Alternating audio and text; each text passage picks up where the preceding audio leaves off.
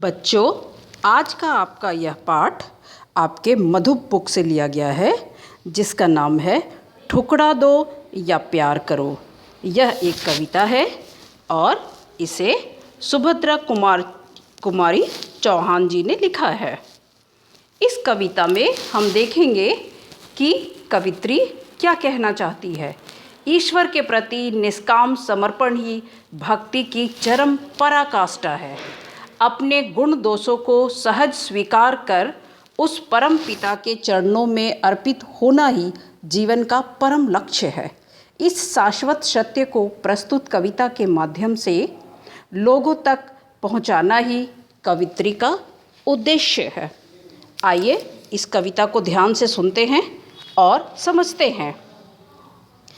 देव तुम्हारे कई उपासक कई ढंग से आते हैं, सेवा में बहुमूल्य भेंट कई रंग की लाते हैं। यहाँ पर कवित्री ईश्वर से कहती है कि हे देव, हे ईश्वर, तुम्हारे कई उपासक हैं। उपासक यानी कि पूजा करने वाले हैं, और वो तरह तरह से आते हैं। कोई बड़ी गाड़ियों में आता है, कोई चल कर आता है। सेवा में बहुमूल्य भेंट कई रंग की लाते हैं, और वो जो उपासक हैं वो अपने साथ काफ़ी कीमती भेंट तुम्हारे लिए लेकर आते हैं और तुम्हें समर्पण करते हैं। धूमधाम से साज-बाज से वे मंदिर में आते हैं। मुक्तामणि बहुमूल्य वस्तुएं लाकर तुम्हें चढ़ाते हैं। और वो जो तुम्हारे भक्त हैं वो काफ़ी धूमधाम से और काफ़ी साज-बाज से गाने और बाजा के साथ तुम्हारी मंदिर में आते हैं और तुम्हें कीमती रत्न और बहुत सारी वस्तुएं तुम पर लाकर चढ़ाते हैं और तुम्हें देते हैं। मैं ही हूँ गरीबनी ऐसी जो कुछ साथ नहीं लाई, फिर भी साहस कर मंदिर में पूजा करने चली आई। यहाँ पर खुद कवित्री अपने बारे में कहती है कि मैं बहुत गरीब हूँ और मैं ही एक ऐसी गरीब यहाँ पर हूँ जो अपने साथ कुछ भी नहीं लाई हूँ, लेकिन फिर भी हिम्मत कर मैं तुम्हारे दर पर, तुम्हारे मंदिर पर पूजा करने चली आई हूँ।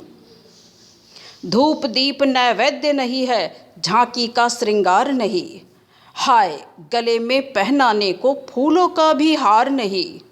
ना तो मेरे पास धूप है, ये कवित्री कह रही है ईश्वर से, ना तो मैं तुम्हारे लिए धूप लाई और ना ही दीपक लाई हूँ और ना ही नैवेद्य लेकर आई हूँ यानी कि प्रसाद लेकर आई हूँ। झांकी का श्रृंगार नहीं, तुम्हारी सजावट के लिए तुम्हारे श्रृंगार का सामान भी मेरे पास नहीं है। हाय गले में पहनाने को फूलों का भी हार नहीं। हाय मेरी किस्मत देखो, मैं कितनी गरीब हूँ, मैं कितनी अभागिन हूँ कि मेरे पास तुम्हारे पहनाने के लिए गले में फूलों का हार भी नहीं है और मैं यह भी नहीं लाई हूँ।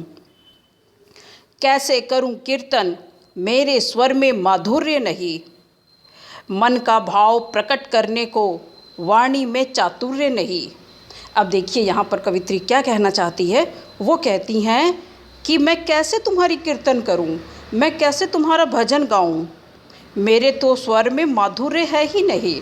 माधुर्य यानी कि मधुरता, मेरे स्वर में जरा भी मधुरता नहीं है। मन का भाव प्रकट करने को वाणी में चातुर्य नहीं, और मैं किस तरह अपने मन का भाव प्रकट करूं, मेरी वाणी में तो वो चतुराई है ही नहीं, मुझे तो वो चतुराई आती नहीं कि मैं किस तरह से भजन गाऊं तुम्हारा और तुम्हें किस तरह से खुश करूं। नहीं दान है नहीं दक्षिणा, खाली हाथ चली आई, पूजा की विधि नहीं जानती, फिर भी नाथ चली आई, है ना। फिर यहाँ पर कवित्री कहती हैं कि ना तो मेरे पास दान है तुम्हें देने के लिए और ना ही दक्षिणा है, मैं तो सिर्फ खाली हाथ आ गई हूँ तुम्हारे पास। और साथ में कवित्री यह भी कहती है कि मुझे तो पूजा के नियम ही नहीं पता, मैं तो जानती ही नहीं कि पूजा कैसे किया जाता है, और फिर भी नाथ, फिर भी ईश्वर, मैं तुम्हारे दरबार पर चली आई हूँ। पूजा और पुजापा प्रभुवर, इसी पुजारिन को समझो, दान दक्षिणा और निछावर इसी भिखारिन को समझो। यहाँ पर कवित्री ईश्वर से प्रार्थना करती है, निवेदन करती है कि हे प्रभु, आप मेरी पूजा यानी कि पूजा की सामग्री, मुझे ही अपना पूजा समझे और मुझे ही पूजा की सामग्री समझे। पुजारिन यानी कि पूजा करने वाली, है ना। मैं एक पुजारिन हूँ और मैं दिल से तुम्हारी पूजा करती हूँ, मेरा मन साफ है। दान दक्षिणा और निछावर इसी भिखारिन को समझो। मैं भिखारी हूँ, मेरे पास कुछ भी नहीं है तुम्हें देने के लिए, तो मुझे ही तुम दान और दक्षिणा समझो और यही मैं तुम्हें खुद को समर्पण करने आई हूँ, अपना हृदय समर्पण करने आई हूँ। मैं उन्मत्त प्रेम की प्यासी हृदय दिखाने आई हूँ, जो कुछ है वह यही पास है, इसे चढ़ाने आई हूँ।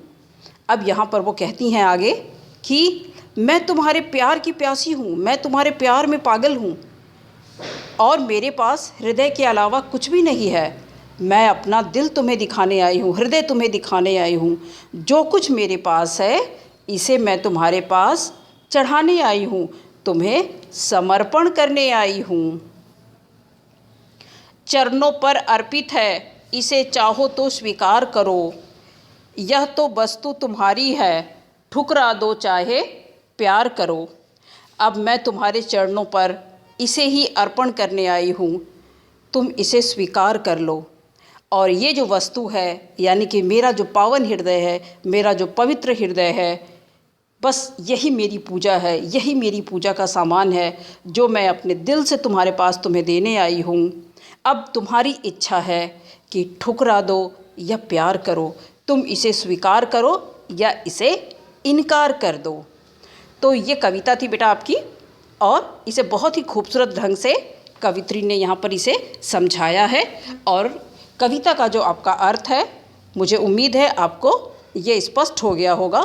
ठुकरा दो या प्यार करो, जो कवित्री जो है अपना दिल कवि ईश्वर को अर्पण करती है और साथ में कहती है कि हमारे पास कुछ भी नहीं है, तुम इसे ठुकरा दो या प्यार करो।